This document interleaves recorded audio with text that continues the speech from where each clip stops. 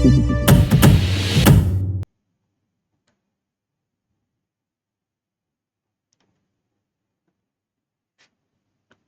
पांडे आधी नदी पार कर चुके थे। घाट के ऊपर के पाट में अब उतरते चतुर्मास में सिर्फ घुटनों तक पानी है। हालांकि फिर भी अच्छा खासा वेग है धारा में। एकाएक ही मन में आया कि संध्या काल के सूर्य देवता को नमस्कार करें, किंतु जलांजलि छोड़ने के लिए पूर्वाभिमुख होते ही सूर्य और आंखों के मध्य कुछ धूमकेतु सा विद्यमान दिखाई दे गया। ध्यान देने पर देखा, उत्तर की ओर जो शूद्रों का श्मशान है, बौणसी, वहीं से धुआं ऊपर उठ रहा है और हवा के प्रवाह की दिशा में धनुषाकार झुककर छिदिर मिदिर बादलों का सा गुच्छा बनाता सूर्य के समानांतर धूमकेतु की तरह लटक गया है। ओम विष्णु विष्णु विष्णु। केवल पांडे के घुटने पानी के अंदर ही आपस में टकरा गए और अंजलि में भरा जल ढीली पड़ी उंगलियों में से रीत कर नदी में ही विलीन हो गया। अर्ध चेतन में कहीं से एक आशंका तेजी से उठी। बेचारा किशन राम ही तो नहीं मर गया? किशन राम की स्मृति में होते ही घुटने पुनः नदी के जल प्रवाह में प्रकंपित होते से मालूम पड़े। पंडित केवलानंद पांडे को लगा कि उनके और सूर्य के बीच में धूमकेतु नहीं, बल्कि हलिया किशन राम की आत्मा प्रेत की तरह लटकी हुई है। कुछ क्षण सुयाल नदी के जल से अधिक अपने ही में डूबे रह गए। किशन राम के मरे होने का अनुमान जाने कैसे अपना पूरा वितान गढ़ता गया। गले में झूलता यज्ञोपवीत, माथे में चंदन तिलक और रक्त में घुला सा जातीय संस्कार। बार बार अनुभव हो रहा था कि ऊपर श्मशान से अछूत के शव की अस्थि मज्जा को बहाकर लाती सुयाल नदी का जल पांव से टकरा रहा है। हो सकता है ऊपर से अधजला मुर्दा ही नीचे को बहा दिया जाए और वही अचानक पांव से टकरा जाए। नदी के तेज प्रवाह में लकड़ी के स्लीपर की तरह घूमते और बहते जाते शव उन्होंने कई बार देखे हैं, विशेषकर बनारस में संस्कृत पढ़ने के दिनों में।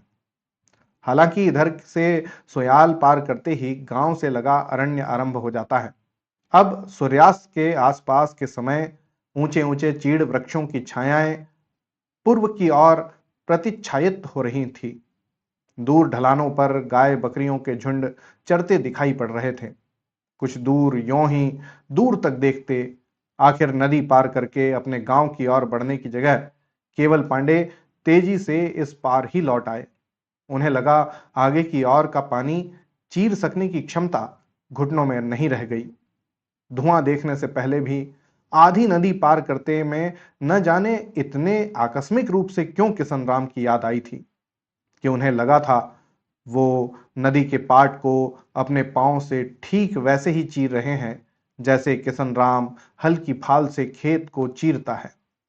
अब भी बिना किसी प्रत्यक्ष कारण के ही आखिर क्यों उनकी कल्पना के आकाश में आशंका का यह धूमकेतु एकाएक उभर आया है कि जरूर किशन राम ही मर गया होगा और उसी का शव जलाया जा रहा होगा। हो सकता है चिता जल रही हो, नदी के किनारे मछली मारने वालों ने ही आग जला रखी हो। केवल पांडे का मन हुआ किनारे का जल हाथों में लेकर उसे देखें। उन्हें याद आया जब कभी हल जोतते जोतते बेल थामकर किशन राम उनके समीप आ जाता था, सुरती फांकते उसके मेले चीकट कपड़ों से भी ठीक वैसी ही तीखी गंध फूटती मालूम पड़ती जैसे सुरती की गांठ तोड़ते में फैलती है। कहीं ऐसा ना हो पानी से भी वैसी ही गंध फूट पाए। अपनी अजीब अजीब सी कल्पना पर केवल पांडे को हंसी आने को हुई, मगर आई नहीं। किशन राम को लेकर जो कमजोरी उनके मन में है वही पिछले कुछ समय से उन्हें लगातार दो चित्ता करती चली रही है। उसकी मृत्यु की आशंका से यूं एकाएक जुड़ जाने के कारण ही मन अपनी स्वाभाविक स्थिति खो बैठा है, ऐसा उन्हें लगा। और अब वो नदी पार करने की जगह बिनसर पहाड़ी की दिशा में यानी उत्तर की ओर किनारे किनारे चलने लगे। श्मशान लगभग 1 फरलांग दूर था वहां से। खुले मैदान की भुरभुरी मिट्टी में रेंगती गर्भवती नागिन जैसी सुयाल भी अब उल्टी दिशा को लौटती अनुभव हो रही थी। चंद्रमा की किरणों के पानी की सतह पर हवा से कांपने की स्थिति में नदी कैसे अपना प्रवाह पलटती सी मालूम पड़ती है।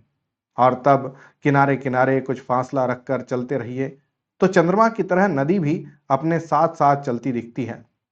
ऐसे में हो सकता है कि इसी बीच किशन राम का शव अधजला ही बहा दिया गया हो, तो वह भी उत्तर की ओर वापस लौटने लगे।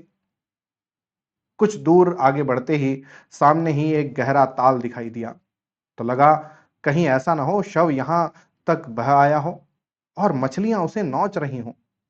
एक बार गहराई तक उस ताल में झांककर केवल पांडे और भी तेजी से चलने लगे ताकि आशंका का समाधान हो जाए, तो मन को विभ्रांति से मुक्ति मिले।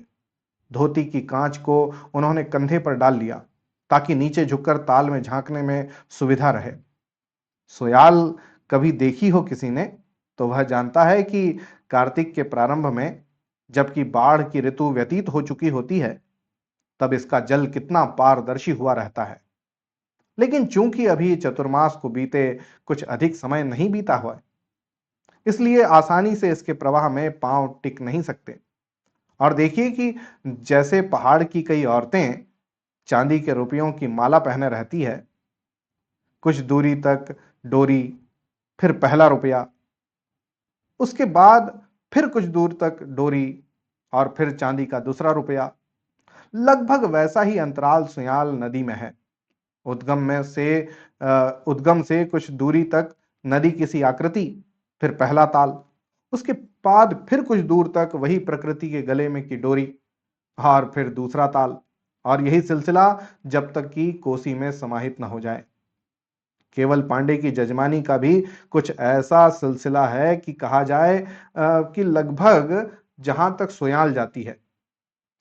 किनारे की ऊंची शिला पर से ताल में झांकने लगे तो असेला और पपड़ुआ मछलियों को ताल के तल में विचरण करना और छोटी छोटी चिल्लों का पानी के भीतर से कंकड़ों की तरह पुटुक करके सतह से भी एकाध बालिश्त ऊपर उछलकर फिर पानी में गिरते हुए वृत्त पर वृत्त बनाना देखते ही रह गए।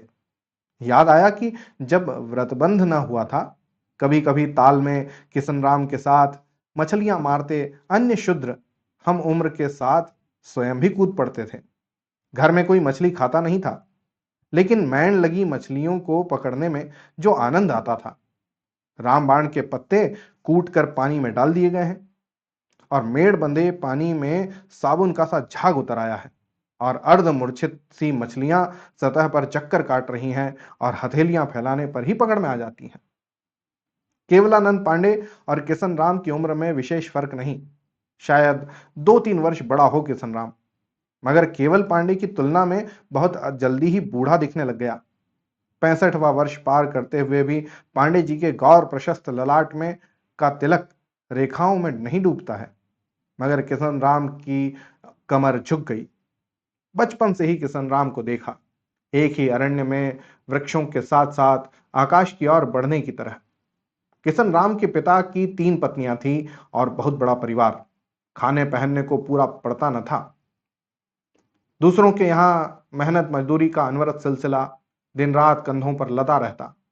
पांडे जी को याद नहीं पड़ता कभी उन्होंने किशन राम के किशोरावस्था की चंचलता या जवानी के उद्दाम आवेग को उसके चेहरे या उसकी आंखों से फूटता हुआ देखा हो। जब भी देखा हल या हथौड़े हंसिए की मूठ थामे काम में जुटा हुआ देखा।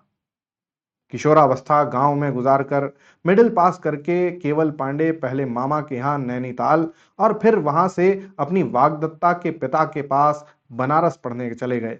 नैनीताल से हाई स्कूल, बनारस से शास्त्री करके फिर घर ही लौट आए। सभी छोटे भाई पढ़ रहे थे और पिताजी अत्यंत वृद्ध हो चुके थे। यजमानी बहुत बड़ी थी और उसे संभालना आर्थिक और नैतिक दोनों दृष्टियों से आवश्यक था। पठन पाठन का व्रत पूरा करके सदैव के लिए घर लौटने पर पांडे जी को पता चला था किशन राम से ही कि इस बीच उसकी मां मर गई और वह भी अपने मामा के यहाँ चला गया था। मामा लोहार था, मगर किशन राम सिर्फ किसानी या ओड़गिरी जानता था। गर्म लोहा पीटने में अपने दाएं हाथ की उंगलियां पिटवा बैठा। हाथ बेकार हो गया तो मामा ने भी दुरा दिया। वहां से पत्नी को लिए दिए ससुराल चला गया। ससुराल वालों ने भी अपनी बेटी यानी उसकी घरवाली भवानी को तो रोक लिया, उसे अकेला विदा कर दिया। हाँ, भवानी के लिए यही तो कहा था किशन राम ने कि गोसाई जी, उन डोमों ने मेरी घरवाली को रोक लिया, यह नहीं कि अपनी बेटी को। मामा के यहां कुट गए दोनों दाएं हाथ की 3 उंगलियां धीरे धीरे गलती हुई बेकार हो गईं। शेष 2 में सोटा और बाएं हाथ में हल की मूठ पकड़कर बैलों को ऊंची हाँक लगाते किशनराम की आवाज पांडे जी ने गांव की सीमा में पहुंचते ही सुनी थी। और जब रास्ते में कुछ देर किशनराम के पास रुककर उसका सुख दुख पूछ लिया कि आशीर्वाद है किशनराम, कैसे हो, ठीक ठाक, तो लगा कि जैसे अपनी सारी गाथा उन्हीं की प्रतीक्षा में छाती में दबाए था किशनराम। अवसर पाते ही प्रकट होता चला गया। अपना व्यतीत बताते में जिस तरह धीरे धीरे उसकी आंखें भीतर चली आई थीं, लगता था कहीं बहुत गहरे दबा विषाद घाटी में के कोहरे की भांति ऊपर उठ रहा है।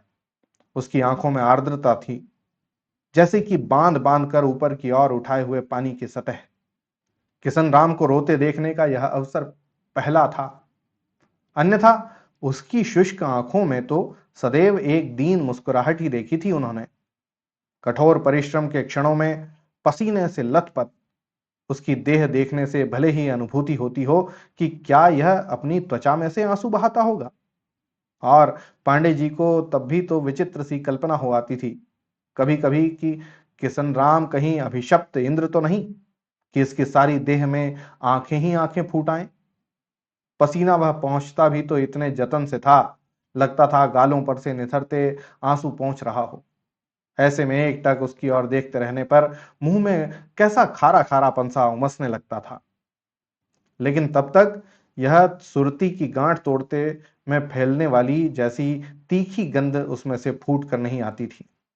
बनारस से लौट आने के बाद केवल पांडे ने देखा था कि उम्र में बड़ा होने पर भी किशन राम उनके गोरे बलिष्ठ और खुले हुए शरीर की तुलना में ऐसा लगता था जैसे इतने वर्षों के बीच प्रकृति ने उस लोहे को गर्म करके परिस्थितियों की चोटों से पीट पीट कर अपने अनुकूल बना लिया है।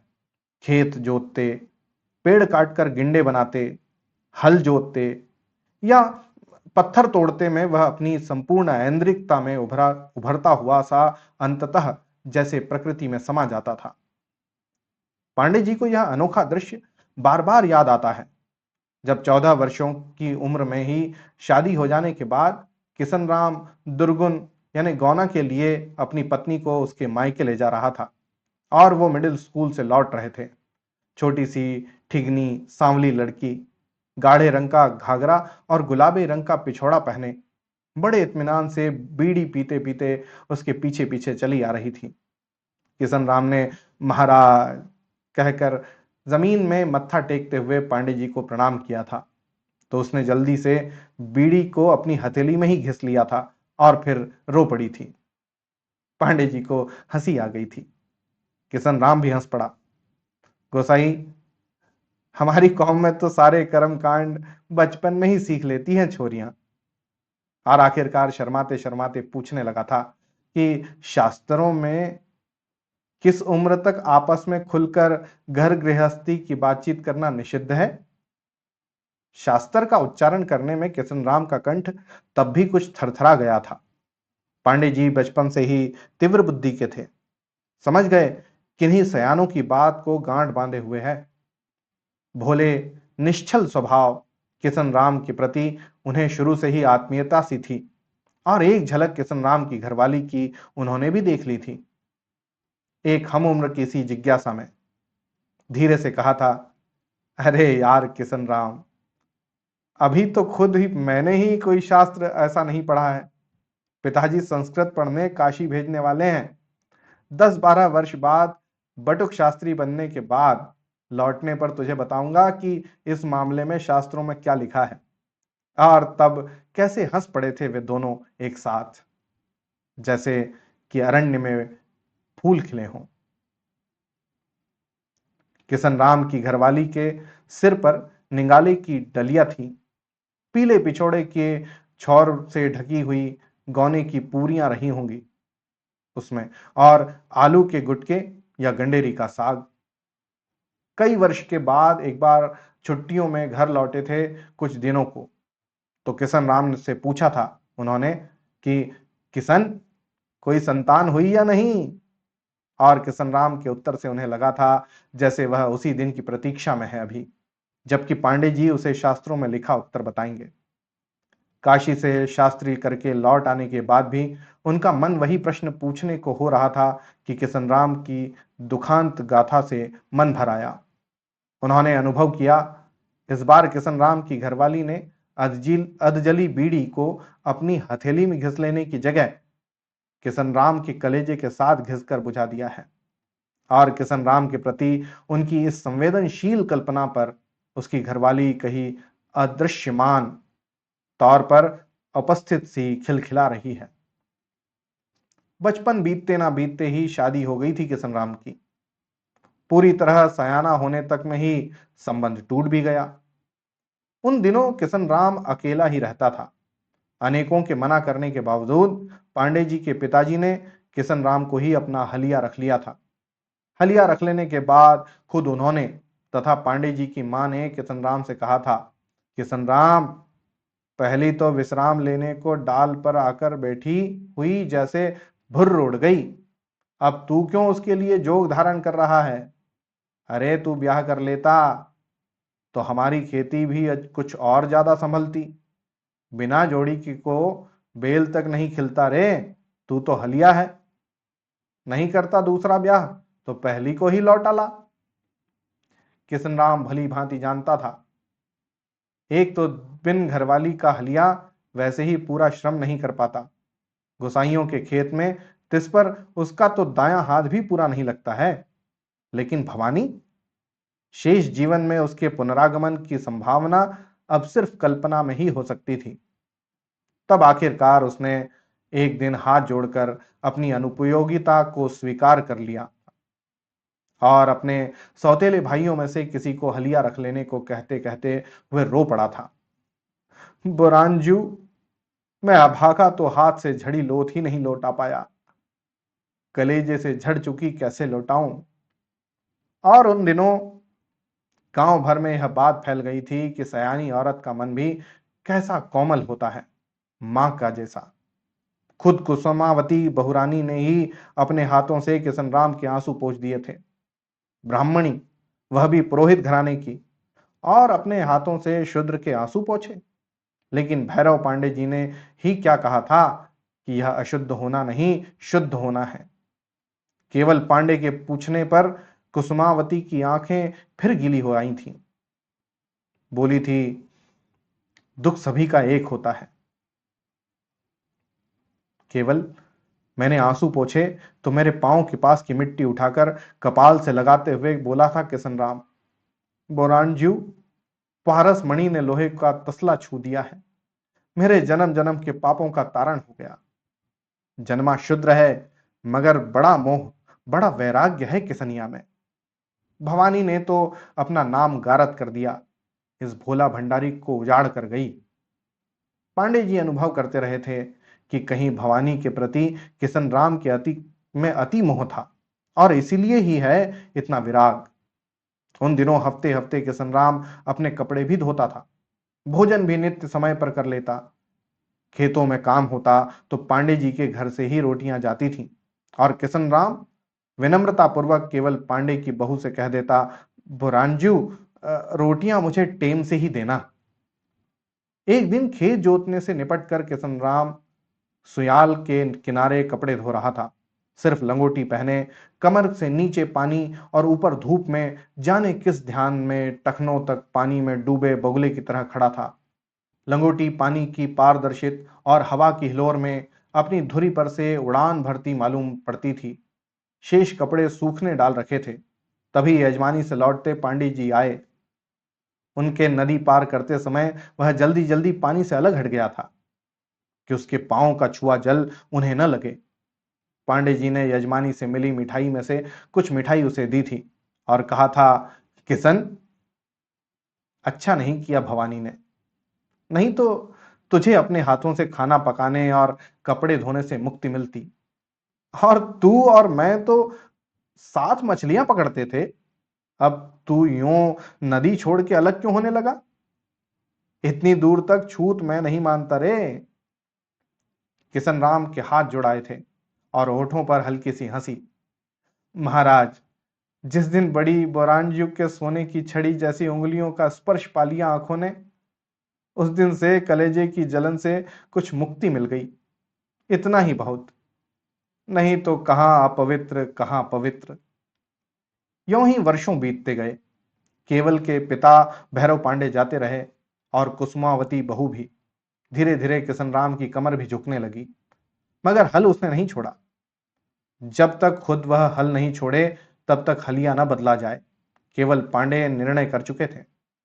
जरूरत पड़ने पर रोजाना मजदूरी करके उनको देकर खेत जुतवा लिए जाते, मगर किशन राम को कोई नहीं टोकता। केवल पांडे की पत्नी चंद्रा बहुरानी भी अपनी सास की ही भांति सहानुभूति उसके प्रति रखती। कभी कभी किशन राम कृतज्ञ भाव से कह भी देता था कि बड़ी बहुरानी जी ने तो देह ही देह गई है, आत्मा छोटी बहुरानी में समा गई। और ऐसा कहने के बाद बहुधा वह पांडे जी से आत्मा परमात्मा के संबंध में तरह तरह के प्रश्न पूछने लगता। महाराज, शास्त्रों में तो आत्मा परमात्मा के ही मंत्र लिखे हुए रहते हैं ना? आपके चरणों का सेवक ठहरा, दो चार मंत्र मेरे अपवित्र कानों में पड़ जाएं तो मेरी आत्मा का मेल भी छट जाए।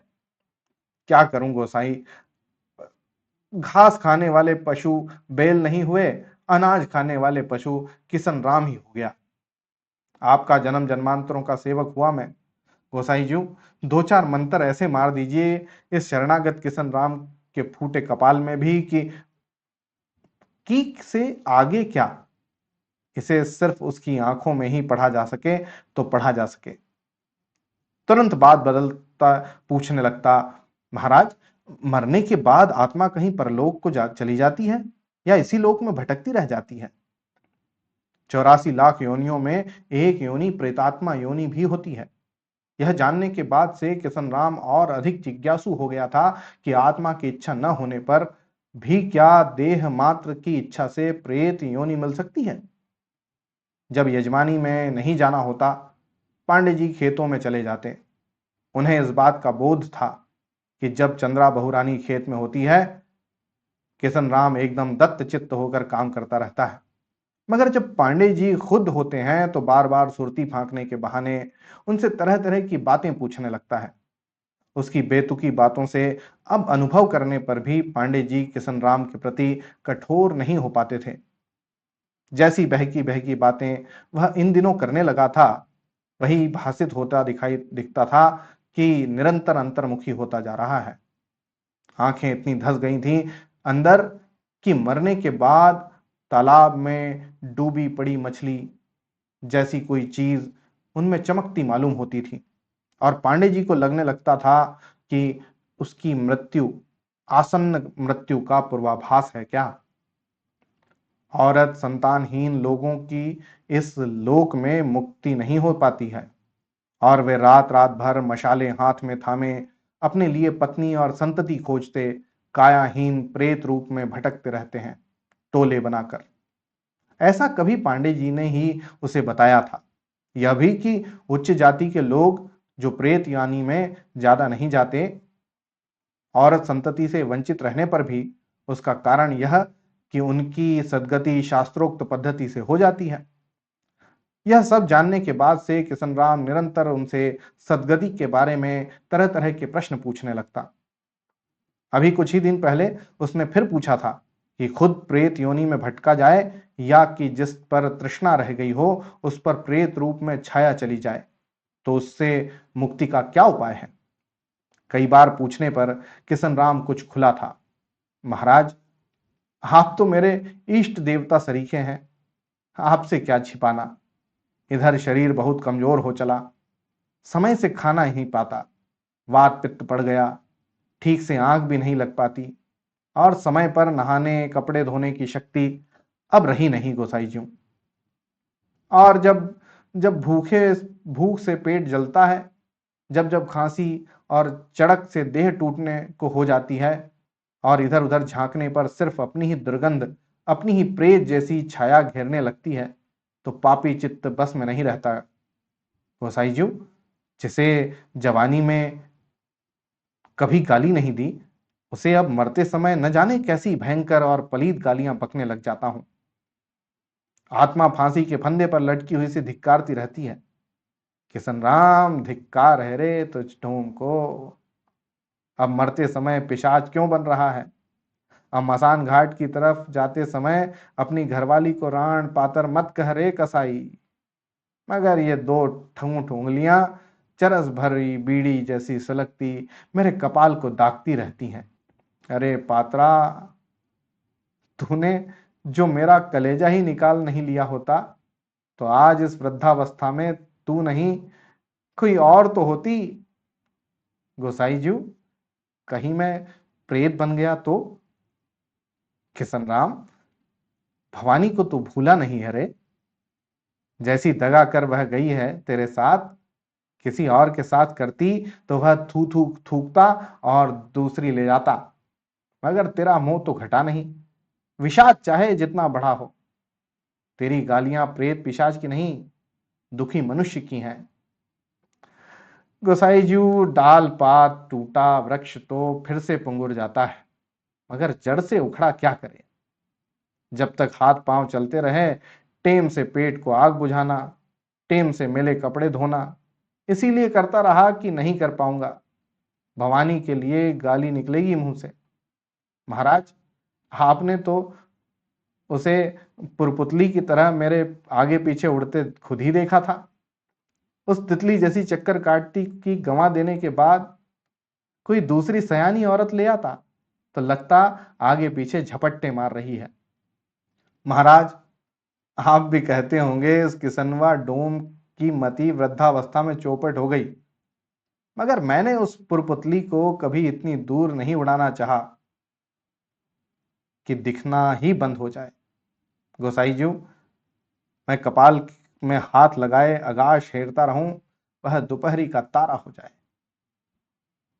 पांडे जी को लगा था इसकी धसी हुई सी आंखों में जो तालाब में की मछली जैसी चमकती है वह और कुछ नहीं, यह तो अपने ही ठहरे जल में खुद तब का किशन राम ही डूबा पड़ा है।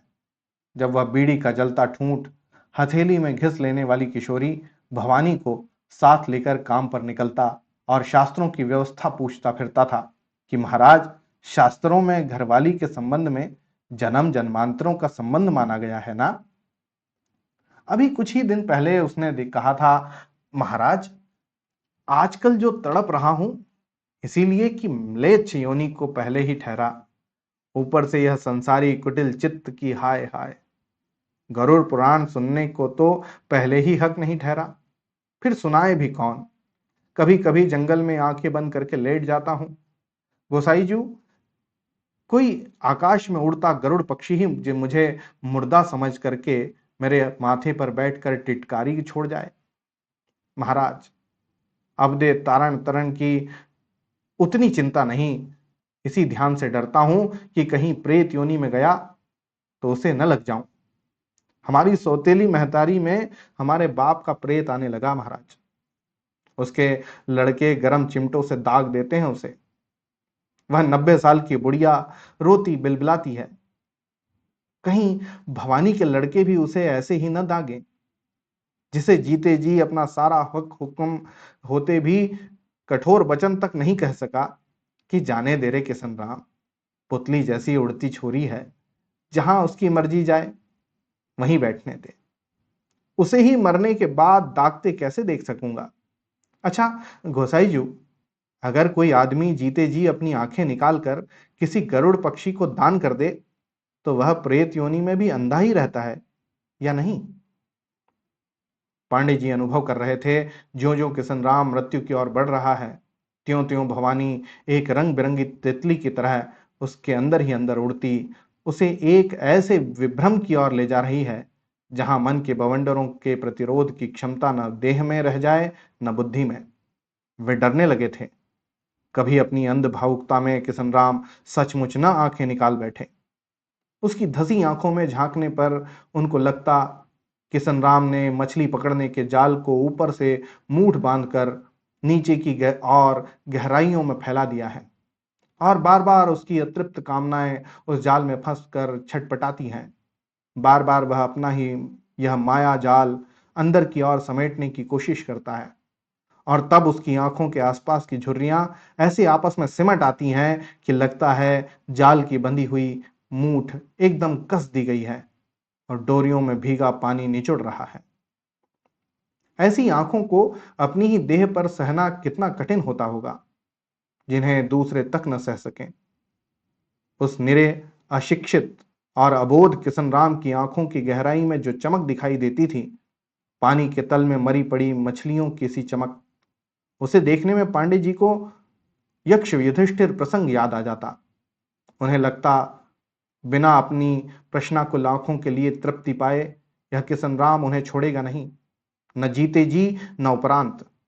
उन्होंने किशन राम से कहना शुरू कर दिया, शास्त्रों में यह भी तो लिखा है कि जो व्यक्ति पवित्र मन से प्रायश्चित कर लेता है, वह अपनी मरणोत्तर स्थिति में अवश्य ही स्वर्गवासी हो जाता है। किशन राम के प्रश्न पूछते ही अब पांडे जी कह देते, अरे किशन राम, तू तो एकदम निश्चल निर्वैर मनुष्य है। तुझ जैसे सात्विक लोग प्रेत योनि में नहीं जा सकते। मगर इससे किशन राम के प्रश्न ही घटे थे, उसकी बेचैनी, उसका दुख नहीं। पहले जिस बेचैनी को वह प्रश्नों में बांट देता था, अब वह जैसे चट्टान में बूंद बूंद रिसते जल की तरह उसके अस्तित्व में इकट्ठी होती जा रही थी। और पांडे जी को लगता था कि संग्राम की यह बेचैनी यदि नहीं घटी तो उसकी मुक्ति सचमुच कठिन होगी। उसे यदि नदी में बहा भी दिया गया तो अपनी ही अर्थी के बांस के सहारे टिके हुए शव जैसी उसकी विक्षुब्ध आत्मा सतह पर उतरकर ऊर्ध्वमुख हो आएगी। किशन राम की आंखों में मृत्यु की छाया दिखाई देने लगी थी, और आंखों के रास्ते जिनके प्राण निकलते हैं, उनका चेहरा कितना डरावना हो जाता है। सोयाल के किनारे चलते चलते अतीत के आग्रह में होते पांडे जी को ऐसा लग रहा था कोई उनकी पीठ पर लदी उस पोटली को नीचे धरती की ओर खींच रहा है, जिसमें यजमानी से मिली हुई सामग्री है। दूर के गांव में एक वृद्ध यजमान की मृत्यु हो गई थी, और तेरही का पीपल छुआकर पांडे जी वहीं से वापस लौट रहे थे। पोटली में अनेक अन्य वस्तुओं के साथ जौ तिल भी थे, और एक जोड़ी बर्तन भी। बाकी बर्तन तो गिरत क्रिया के दिनों में ही ले चुके थे। आज सिर्फ एक लोटा, एक कटोरी, एक चम्मच और एक थाली। किशन राम के मरने पर हो सकता है उसके सोतेले भाई उसके थोड़े से जो बर्तन थे उन्हें भी समेट ले गए हों, और संभव है अपनी हीन नियत के कारण मरे किशन राम के नाम पर कोई बर्तन न लगाएं। पांडे जी को याद आया, चंद्रा बहुरानी जो पानी का लोटा खेत में ले जाती थी, उसे किशन राम छूता नहीं था। बहुरानी लोटे से पानी छोड़ती थी और वह दाई हथेली ओठों से लगाकर गटागट पीता था। तब भी कैसी जन्म जन्मांतरों की सी मालूम देती थी उसकी प्यास। पानी गटकने की आवाज कैसे साफ सुनाई पड़ती थी। गले की घुंडी एकाएक कैसे लय में डूबती सी प्रकट होती थी। सोचते सोचते पांडे जी को लगा जैसे किशन राम पीछे पीछे चलता हुआ उनकी पीठ पर बंधे लोटे को अपने ओठों की ओर झुका रहा है। पांडे जी के पांव एकदम भारी भारी हो आए। उन्हें याद आया, यजमान के मरने से पहले यूं ही तसल्ली देने को एक दिन उन्होंने किशन राम को यह आश्वासन दे दिया था कि उसके मरने पर वे खुद उसका तर्पण कर देंगे। और तब किशन राम कुछ आश्वस्त हो गया था। महाराज, आपके हाथ की तिलांजलि से तो मुझ अभागे के समस्त पापों का तारण हो जाएगा। अगर कहीं ऐसा न हो गोसाई जी कि उल्टे आप जैसे पवित्र ब्राह्मण देवता से तर्पण कराने का कोई दंड भुगतना पड़े मुझे। पांडे जी भी जानते थे किशन राम का तर्पण उनके लिए शास्त्र विरुद्ध और निषिद्ध है, मगर उसे आश्वस्त करने का एकमात्र उपाय ही यह रह गया था। उन्होंने कह दिया, अरे जाति तो रिट्टी की होती है किशन राम। मिट्टी छूट जाने के बाद सिर्फ आत्मा रह जाती है, और आत्मा तो अछूत होती नहीं। मगर इस समय इन सारे तर्कों में जाने का अवसर है कहाँ। चित्त इस दुविधा में हो गया है कि कहीं किशन राम मर गया हो तो क्या वो अपना वचन पूरा कर सकेंगे। मन ही मन केवल पांडे को अब आभास हुआ कि प्रार्थना करते जा रहे हैं, और चाहे जो मरा हो, बस किशन राम न मरा हो। गांव में उन दिनों सिर्फ दो ही के मरने की आशंका ज्यादा थी, एक किशन राम और उसकी दूसरी सौतेली मां। केवल पांडे एक क्षण को तो संकोच में हुए कि यह किशन राम की सौतेली मां के प्रति पूर्वग्रह करना तो न होगा, कि किशन राम की जगह उसका मर जाना बहुत अच्छा लगे। फिर उस मनोभाव में हो गए कि 90 के ऊपर गए को तो विदा होना ही है, आज नहीं तो कल। भारी कदमों से चलते चलते श्मशान तक आ पहुंचे तो वहां सिर्फ अंतिम रूप से बुझती चिता शेष थी। मुर्दा फूंकने वाले चले जा चुके थे। श्मशान सूना पड़ा था। नदी के बहने की आवाज के साथ सन्नाटा भी बोलता मालूम पड़ता था, जैसे कि किसी के जा चुके होने का वृत्तांत सुनाता हो। पांडे जी बाहरी आचार संस्कार में शूद्रों को जितना अछूत समझते, भावना में नहीं। पिता और मां से भी उन्होंने संवेदना और उदारता ही पाई, मगर परंपरागत सामाजिक व्यवस्था में जितना उन्हें बाहरी आचार व्यवहार को जीना पड़ता, उतना भावना जगत का अवसर नहीं था। इस एकांत में भी अपने मंतव्य पर जाते हुए उन्हें एक सिहरन सी जरूर हो आई। किशन राम के संबंध में जिस जिज्ञासा बढ़ती गई थी, मगर दूर से पूछ लेने में जो सुविधा समझी थी, अब वह भी नहीं रही। जानना चाहते थे किशन राम ही था या उसकी सौतेली मां थी, या आकस्मिक रूप से मरा कोई और। मगर दूर से देखने पर चिता में शव भी जलता दिखाई नहीं दे रहा था। संभव है पूर्ण दाह कर दिया गया हो, यह भी संभव है कि अधजला शव बहा दिया हो। लेकिन पूछें किससे? नदी से कि अरण्य से? आर पार तक सिर्फ घाटी के अंग वस्त्र फैले पड़े थे। जिज्ञासा के तेज प्रवाह में पांडे थोड़ा आगे बढ़ाए। अजीब मनस्थिति हो गई उनकी। आशंका पांवों को पीछे लौटा लेना चाहती कि कुछ कहीं दूर खेतों में काम करता या इस और आता हुआ कोई व्यक्ति श्मशान टटोलते देखेगा उन्हें तो न जाने क्या समझे। एक अछूत के शवदाह के बाद वो वहां आखिर खोज क्या रहे हैं? मगर जिज्ञासा जैसे भ्रमित चित्त को यूं चारों ओर घुमा देती कि कहीं कोई ऐसा अवशेष यानी किशन राम की सौतेली मां का घाघरा पिछोरा ही दिख जाए, जिससे आभास हो कि कोई औरत ही मरी है और शंका टले। तभी एकाएक कोई कपड़ा उनके पांव से लिपट गया और पांडे चौंक कर पीछे हट गए। देखा, बिल्कुल किशन राम की सी काली दोकलिया टोपी है, जिसे चंद्रा बहुरानी से रोटियां लेते वह लोहे के तसले की तरह आगे फैला दिया करता था। नहीं, इस टोपी को पहचानने में चूक नहीं हो सकती। इसमें और किशन राम के सिर में कोई अंतर नहीं। इस टोपी को किशन राम के सिर के बिना जरूर देख रहे हैं, लेकिन किशन राम का सिर तो इस टोपी के बिना कभी देखा ही नहीं। किशन राम, ओम विष्णु विष्णु विष्णु। केवल पांडे को लगा तसले की तरह फैली हुई उस टोपी के पास ही किशन राम का प्रेत भी उपस्थित है और याचना भरी आंखों से उन्हें देख रहा है। महाराज, हे राम! दुख और विषाद में पांडे जी की आंखें गीली हो आईं।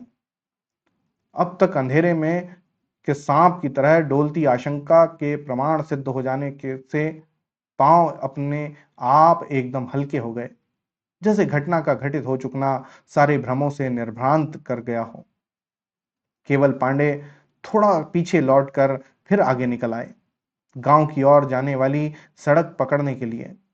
थोड़ी दूर और सुयाल के किनारे किनारे ही चलना था, मगर श्मशान भूमि से जरा ऊपर पहुंचते ही फिर पांव भारी पड़ने लगा किशन राम पीछे छूट गया है और टोपी फैलाए हुए। आखिर क्या मांगना चाहता रहा होगा किशन राम अपने अंतिम क्षणों में? सिर्फ यही तो कि उसकी प्रेत मुक्ति हो जाए। शायद मरते समय किसी से कह भी गया हो कि पांडे जी को इस बात की याद दिला दी जाए कि किशन राम का तर्पण करने का आश्वासन दे रखा है उन्होंने। उन्हें याद है, अंतिम कुछ दिनों में अपनी मुक्ति की जो आश्वस्त किशन राम की आंखों में आ गई थी, वह कुछ सामान्य न थी। प्रेत मुक्ति के इत्मीनान में हो गए होने की प्रतिच्छाया उसके बोलने, सुनने, खाने, पीने और चलने फिरने तक में झलकने लगती थी। अब वह आत्म पीड़ित नहीं, प्रशांत लगता था। उसके जर्जर शरीर में एक मध्यम लय सी आ गई थी।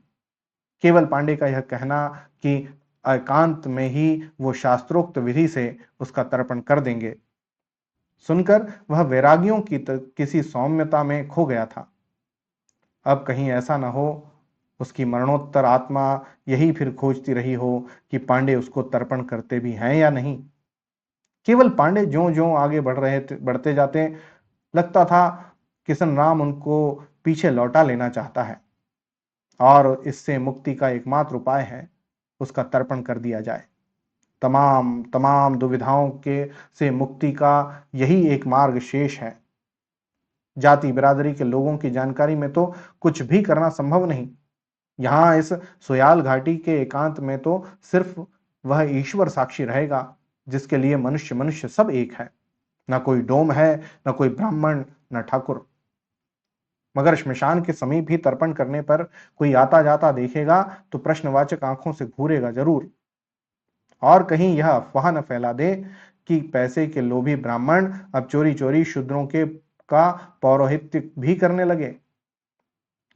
थोड़े ही ऊपर एक पतली धारा सुयाल से मिल रही थी।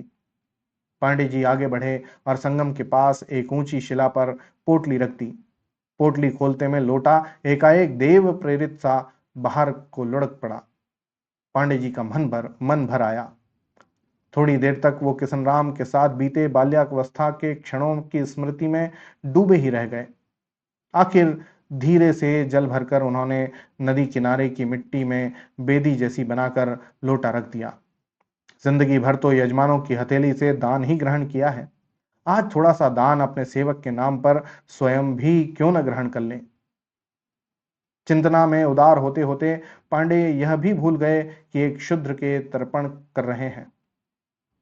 थाली, गिलास और कटोरी भी उन्होंने निकाल लिया। थाली में जो तिल डाल लिए, थोड़े से कुश भी बीन लिए। सारी सामग्री ठीक कर लेने के बाद पहली तिलांजलि देने को के लिए किशन राम प्रेत प्रेतार्थ कहते कहते उनका मन होया पीछे लौटकर शमशान के पास पड़ी किशन राम की टोपी उठा लाएं और उसी में जौ तिल छोड़ दें। विष्णु विष्णु विष्णु। किशन राम का तर्पण करके गांव के एकदम समीप पहुंच गए तो केवल पांडे को एकाएक याद आया कि कल ही उन्हें अपने पिताजी का श्राद्ध भी तो करना है। पहले दिन एक शूद्र का तर्पण करने के बाद फिर अपने धर्म प्राण और शास्त्र जीवी पिता का श्राद्ध। पांडे जी ने अपने हाथों की ओर देखा, लगा कि अशुद्ध हो गए हैं। उद्विग्न होकर अपने मुंह पर उंगलियां फिराई तो वातावरण में सुरती तोड़ने की जैसी तीखी गंध व्याप्त होती अनुभव हुई। पांडे सोच रहे थे, यूं चोरी चोरी शूद्र का तर्पण करने के बाद बिना घर वालों से कहे सुने उन्हें पिताजी का श्राद्ध कदापि नहीं करना चाहिए। स्वर्गस्थ पितर के प्रति यह छल अनिष्ट कर ही होगा। जानते थे अछूतों के प्रति तमाम उदारता के बावजूद जातीय संस्कार की निष्ठा और कट्टरता उनके पिता में प्रभूत थी। जो शास्त्र सम्मत है वही मानवीय भी है, ऐसा उनका मत था और इसे निभाया भी।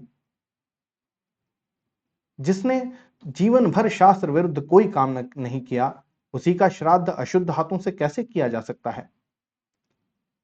गांव समीप आता जा रहा था, मगर केवल पांडे बहुत थक गए थे। उन्हें भय लग रहा था शुद्ध मन से श्राद्ध करने के लिए उन्हें सत्य बोलना ही पड़ेगा, फिर चाहे घर वालों और बिरादरी में कैसी ही अप्रिय प्रतिक्रिया क्यों ना हो।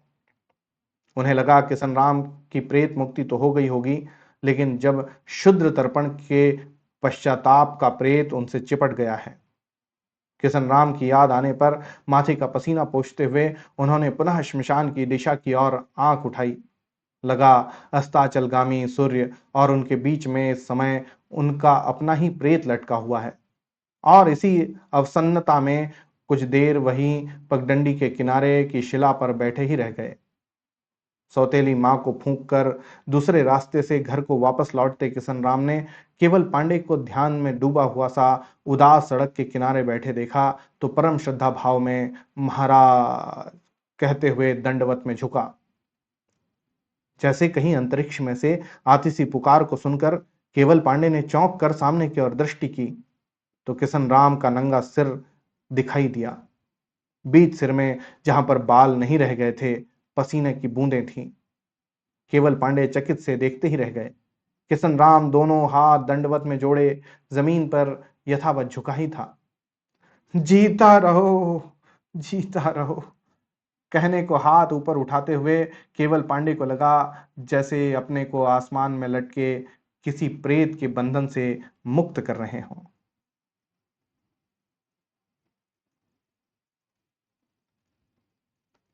तो ये थी कहानी शैलेश मटियानी जी की प्रेत मुक्ति। थोड़ी बड़ी कहानी है लेकिन बड़ी मार्मिक है। आप ध्यान से अगर सुनकर यहां तक पहुंच गए हैं तो मुझे पूरा विश्वास है कि आपको ये कहानी अच्छी लगेगी। होती है अगली कहानी में मुलाकात, तब तक के लिए धन्यवाद और जय हिंद।